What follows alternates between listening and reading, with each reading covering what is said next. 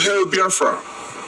This is Biafra Liberation Army Network coming to you again. Please do subscribe, like, share, and comment. His Excellency Ekpa Simon Njoko. Thank you. Thank you very much, Cabinet members that are here. The Liaison representatives from Europe, Asia, Africa. I welcome every one of you to this town hall meeting to brief Biafras in the United States, our every 2 weeks achievement and update. Because of the phase we are into in the liberation of Biafra, it is very imperative that those of you in the United States working day and night to see the progress of this government be briefed. So you know that the movement you are part of, the progress we are making, and the plan we have for the next 2 weeks.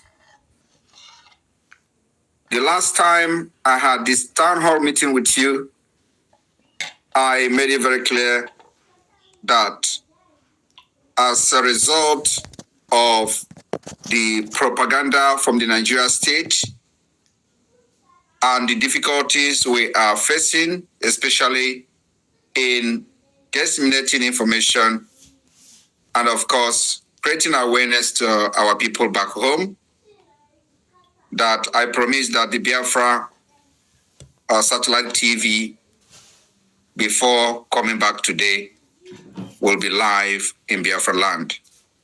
I also promised that before this today, we are going to have the Voice of Biafra satellite radio. And today I have come to inform all of you in the United States that the Biafra, Voice of Biafra satellite TV is live in Biafra land. Good luck. Not only that, I've also come to inform all of you that the Voice of Biafra satellite radio, 97.5 FM, is also live in Biafra land. Before this today, so Please mute. So our next agenda is to see that these satellite radio transmitters are scattered across Biafra land. And, I promise that it is going to be, we're going to focus more on the coastal state at this point. But because we have, previously used some transmitters in the hinterland. And so I wanted the IT technical department to focus on, bringing those transmitters back to life. And then the new transmitters will now channel to the coastal state before we, from there, push to the hinterland. So today, the Voice of Biafra satellite radio is live in Ebonyi State, and gradually the other broadcasting transmitters will be refurbished, and they will be live in a few days' time. Then we will start installation of new transmitters in other states until we cover the 40 states of Biafra. And this idea of 40 states of Biafra, all of you remember that last 2 years, we started this radio project, and then we were not on satellite. So there was a big difference between then and now. And the reason why we put the radio, Voice of Biafra radio on hold after the launching 2 years ago was because we believed that we needed to do more of action work, and then the radio and the TV will come in later days, and that later days is now. So we've been able to finish the structure of the government, both the security, the Liberation Army, the Biafra resistance fighters, and as the activities of this Biafra Defense Force are going on in Biafra land, we need to keep our people aware of the activities of those defending them. So it is very important that we have this radio station and the TV station as well, which is covering the entire sub-Saharan Africa. So if you are, in any part of the sub-Saharan Africa, you will have access to watch the Voice of Biafra satellite TV, which is on 247. As I'm talking to you, the TV is live. So this is one of the updates I'm bringing to the United States, to Biafrans in the United States this evening, and we still have a lot of work to do. Also, this is very necessary because of our ongoing self-referendum. Everybody, you could remember that we have embarked on this self-referendum, which is online voting. We need as many votes as possible. And I want everybody to understand that this is a collective task that we must do. So those of you can individually sponsor many, private individuals to help in voting. It is very, very important. And like I have always said, we don't care how these votes are coming in, because we are going to defend it at the end of the day. And in case anybody is concerned about the pattern and the way this vote is being carried out, then we'll be talking about how to conduct, a more, however they want it, referendum. But for now, it is in our power to decide as a government how this referendum is being conducted. It is in our power to decide that. And whoever that is not happy with the way we are conducting the referendum will also do us good to bring in the United Nations, and they will conduct it by themselves to their own satisfaction. But for us, we are very, very okay with the system and the pattern of this voting so far, and we are very, very happy with the results so far. So the first stage of the voting is going to end in May. When the first stage of the voting ends, we will now look at our progress, where we feel we need to do some amendment, and we are going to go to the second stage of voting. And I want everybody to understand that because of the disenfranchisement in the voting, because we are using electronic means, the outcome or the turn-up of the voting may not be what we expect. So, but what we are looking at is to get the highest percentage from the 4 million people that voted during the last presidential election. That's our target.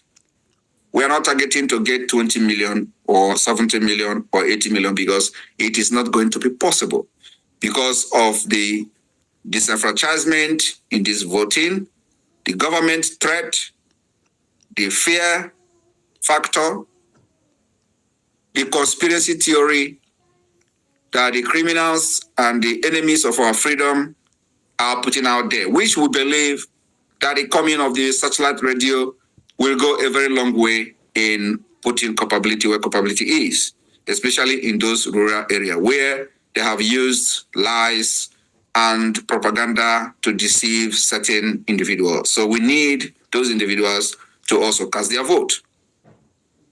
But as soon as we finish this first stage, the second stage of voting will probably be different from what we have in the first stage. Now we are learning to know where we are going to make some amendments.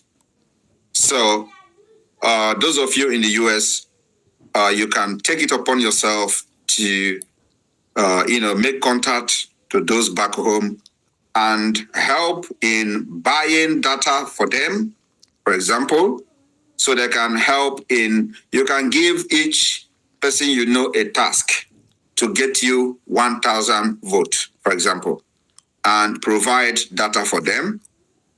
The rules have not changed, but because there is problem with the data, there is problem with the internet, and this is the first time we are doing such thing, knowing fully well that the internet is not accessible in Biafra land, not even in Nigeria.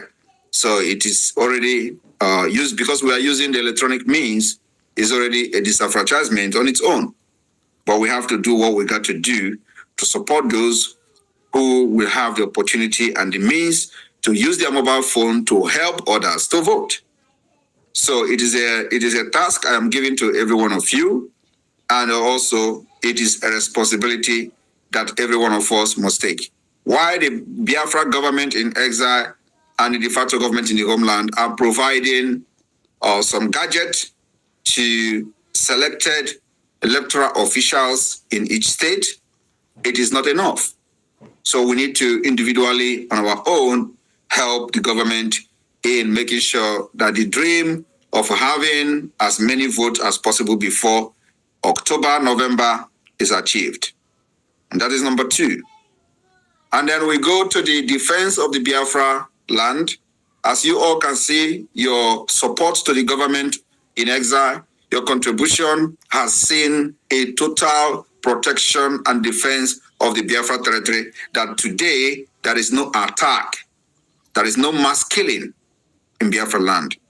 It is, the credit goes to you because you have made it possible.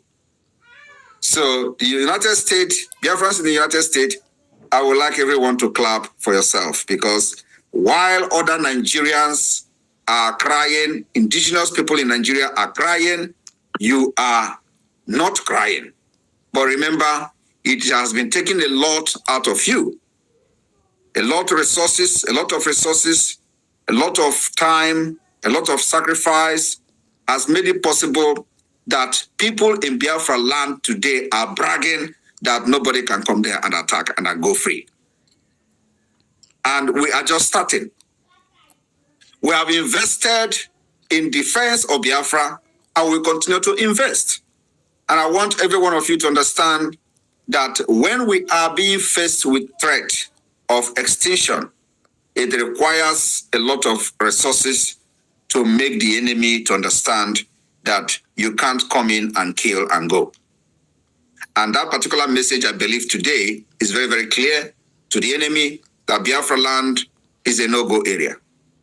And that's why we are doing many things we are doing, which a lot of people will never understand.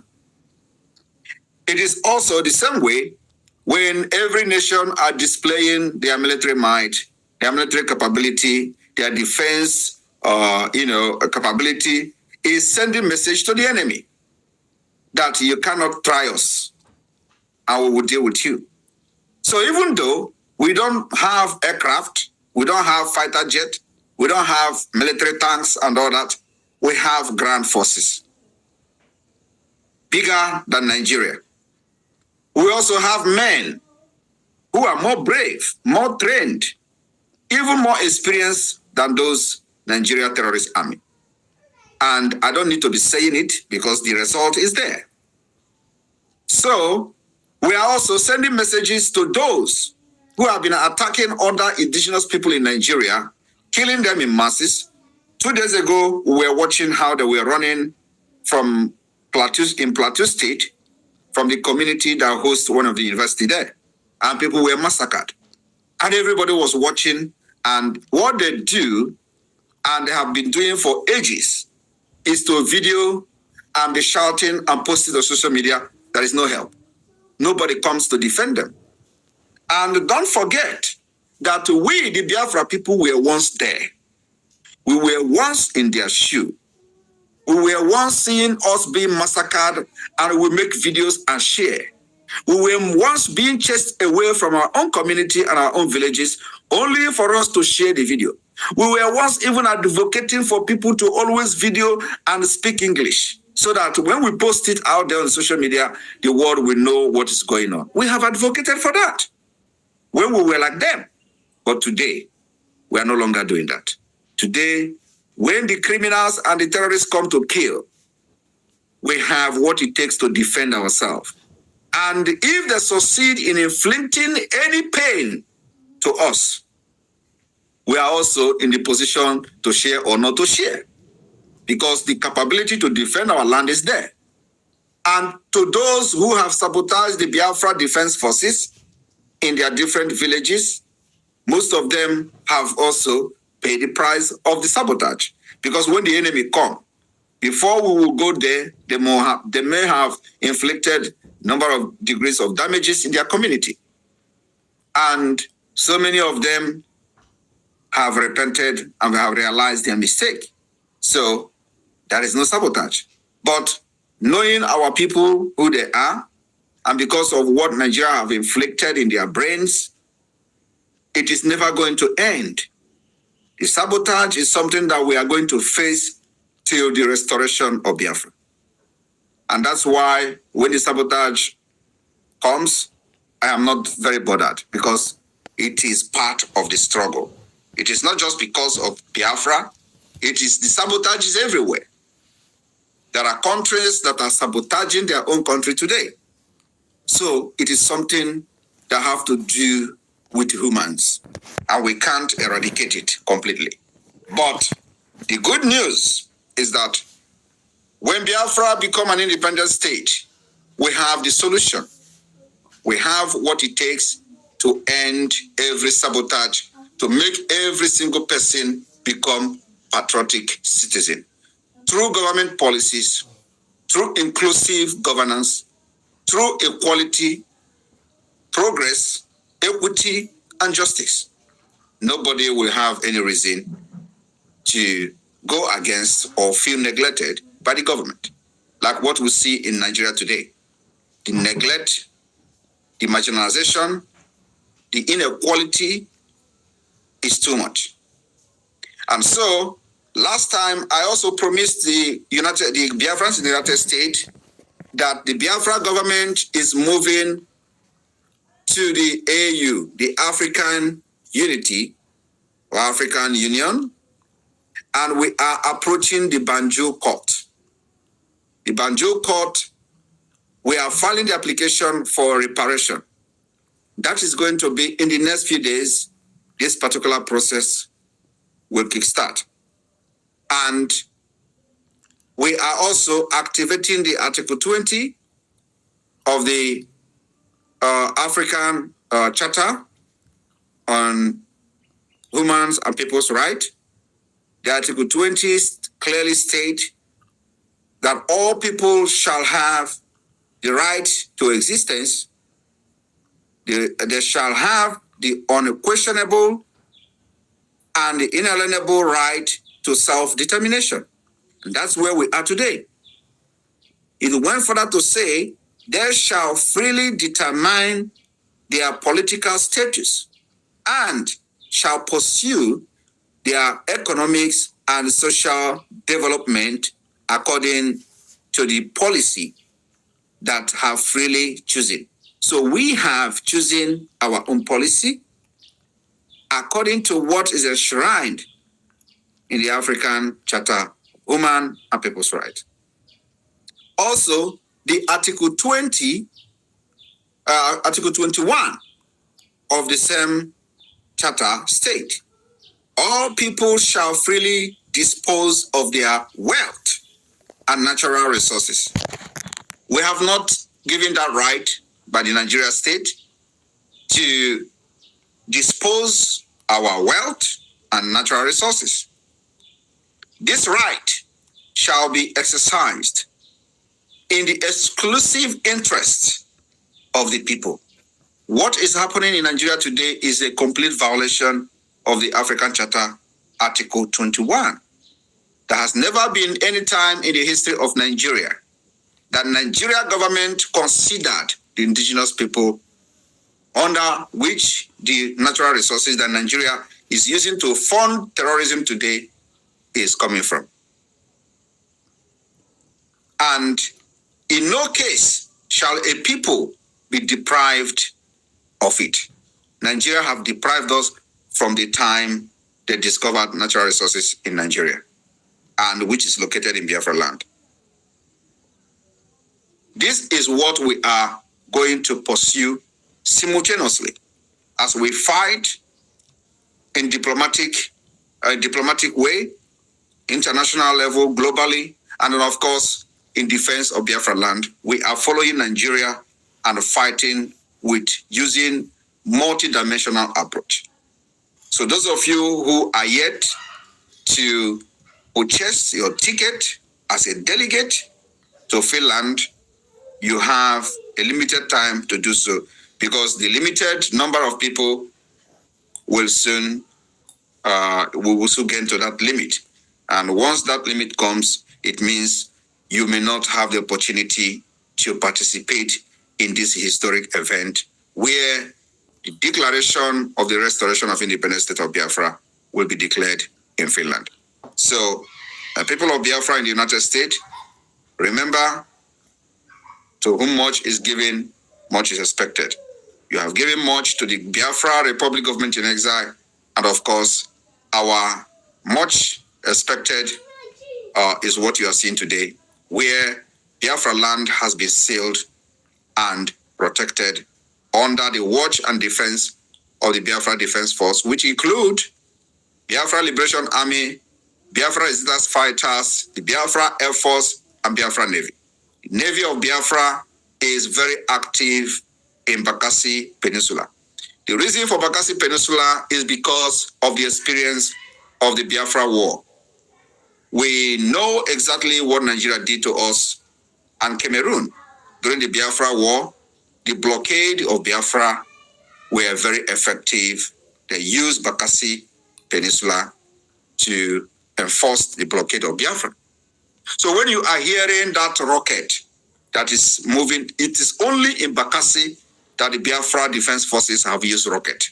And you know, some of them are wondering, is this really rocket or what is it? Yes, we are using rocket. Because when they come to kill, they also come with RPG, and we need to have more superior response. That's why the explosion is being heard in Bakassi and no other place at this point. So it is going to be continue like that.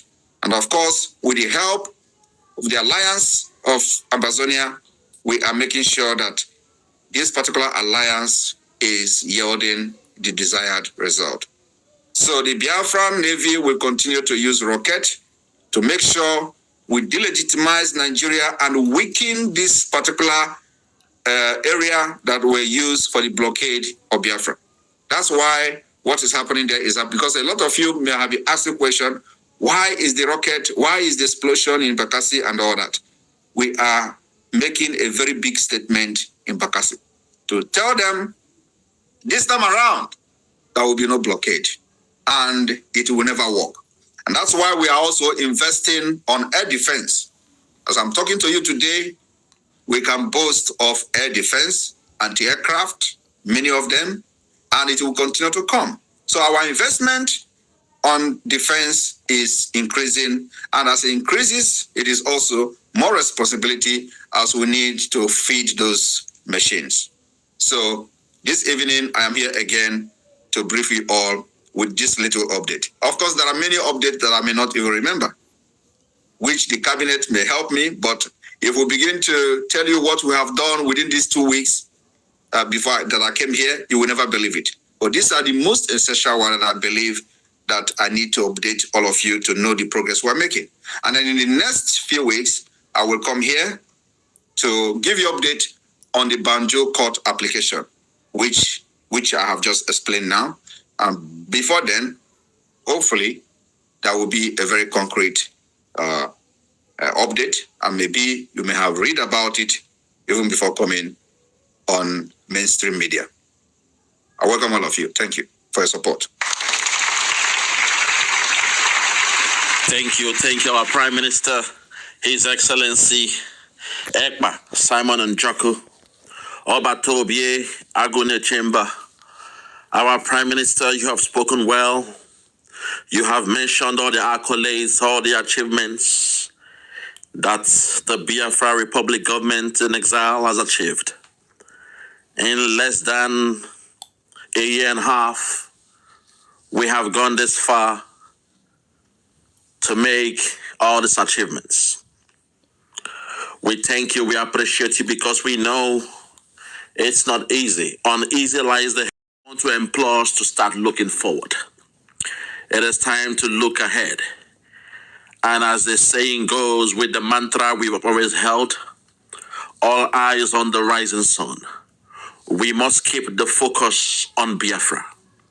We must keep the discussion on Biafra.